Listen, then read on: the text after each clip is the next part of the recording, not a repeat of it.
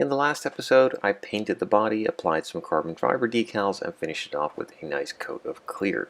Now I mentioned that I wasn't really sure whether I wanted to keep it gloss or go for a flat, and in the end I decided to keep all of the carbon nice and glossy and do the rest of the gray body paint work in a flat finish. For this flat finish, I'm just using some Mr. Hobby clear, thin it down about 50-50 and spray on a couple nice coats, which leaves a nice smooth and flat finish.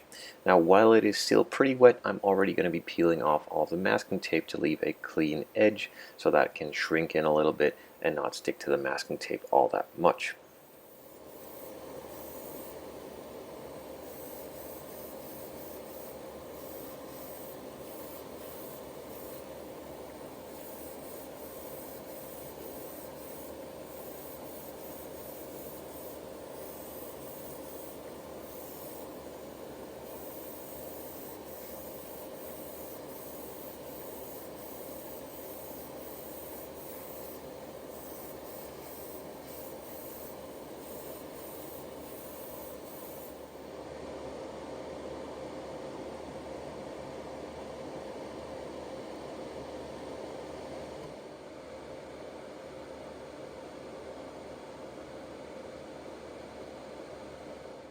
With the body now set aside to cure for a bit, in the meantime I can move on to the interior.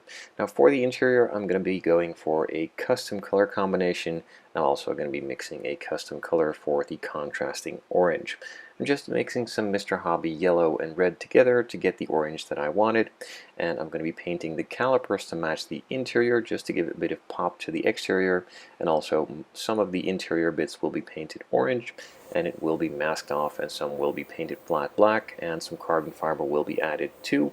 All of that will then be finished off with a satin, or again a flat clear coat just like the exterior, to tone it down nicely, as these yellow and red paints are gloss and the interior doesn't really need to be gloss. I do figure it could use a nice coat of flat clear to tone it down and make it look a bit more like leather.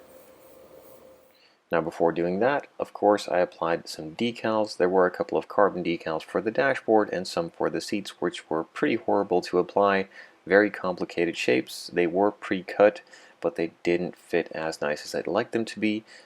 So I didn't really bother filming it, as I wanted my full attention on the decal application, which didn't really turn out all that great. The ones on the insert for the door panel were perfect, however. Those just slid in place, fit perfectly, nothing to complain about. The ones on the seats are a different story, but with a bit of patience I managed to get around it somehow, and all of the areas that I didn't get to, they were simply just painted with a brush and some gunmetal. Now in the meantime, with me yapping away, the clear coat has cured and the assembly on the interior has started.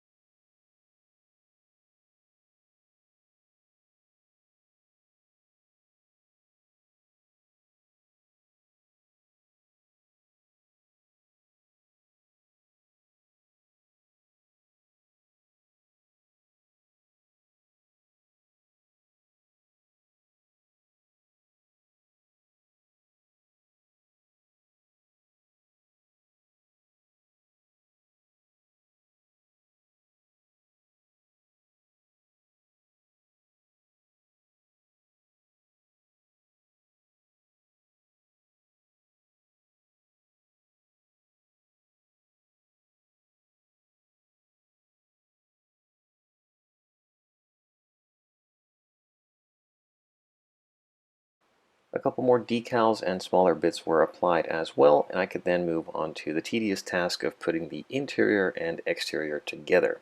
Now usually the way that this is supposed to be done is put in the dashboard, slide in the door panels, or slide in the door panels, put in the dashboard, and then do the rest of the interior tub. In this case, it wasn't really that simple. I'm just going to be honest here, I love my alpha model kits. I get these free of charge. I do, however, buy some here and there if I seriously want the model kit, and I'm then more than happy to assemble it and show it with you guys. However, this one was free of charge, but it is a bit of a disaster. The dashboard wouldn't fit in if I put the door panels in first, but the door panels wouldn't fit in if I put the dashboard in first. And once I figured out how to do that, I still needed to remove a ton of material from the dashboard and also the back half of both door panels before I could glue the main interior tub in, which really wouldn't fit if the door panels were glued in place as they originally were intended to be in one piece. And in the end, it still didn't fit. I do have a floating center console because the angle of the center console and the dashboard doesn't align whatsoever. It's a bit of a mess. Some areas need to be touched up as the paint just chipped off, and I wasn't really happy with this at all. So overall, most of the alpha model kits are totally fine. This one is pretty darn horrible when it comes to the interior and exterior fitting together. All of the rest of the parts were pretty much fine, but this is a pretty major component, and it just seems like an oversight from Alpha Model. They are probably not going to be addressing this whatsoever, as most of the kits have already sold out, but if you are thinking about getting this one, do keep it in mind that the interior is a pretty big task to get fitting on the exterior, and then the rest of the build is pretty much fine. But it's a pretty major component, if you ask me, and a really big letdown for a kit this expensive. So with that out of the way, we already moved on with the rest of the assembly, and in this case the headlights specifically. They are incredibly well detailed, have a ton of parts, fit together pretty easily. You have the option for decals or photo etch. I decided to go with the decals as they were a bit toned down and a bit more realistic, and the photo etch is just a flat metal sheet that needed to be conformed to shape, which is pretty hard to do. So the decals it is, and once those decals were on, I can move on to the various clear parts that also need to be glued on, and some additional bits too before they could be sealed off.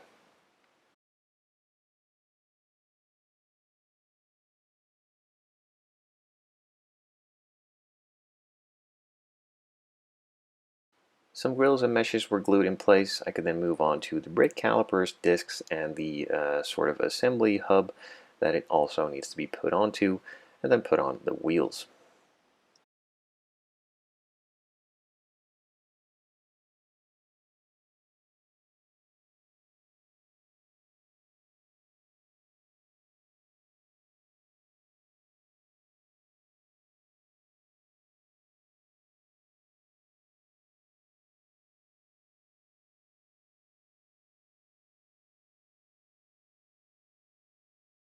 A couple more exterior carbon fiber bits were put on. I could then move on to doing all of the clear parts. The headlight and taillight lenses were also a bit of a mess. The finish on the headlight lenses is not really as clear and smooth as I'd like to see it, and the fit and finish of the rear taillights, or the rear is the taillights, the fit of the taillights is pretty horrible as well, so that needed to be forced in place with a bit of glue and a bit of patience, and it's not really all that nice to show on camera, so sorry, but there's no footage of that happening. But they are glued in place, they do fit with a bit of persuasion. For the exterior clear parts, I decided to go with some of the cell phone screen adhesive tape that some of the repair shops use. It's a really thin, pretty strong double-sided adhesive that just is applied on the edges, cut to size, then you remove the protective film and press it in place. It holds pretty well. I'm not really sure how this will do in the long term, but it's a lot safer to do than using glue and splattering that all around and getting in trouble there. So for now, this works really well. Again, not sure how this holds up in the long term, but we'll see. And if it fails, I might come back to it and just glue it in place anyway. For now, it works great.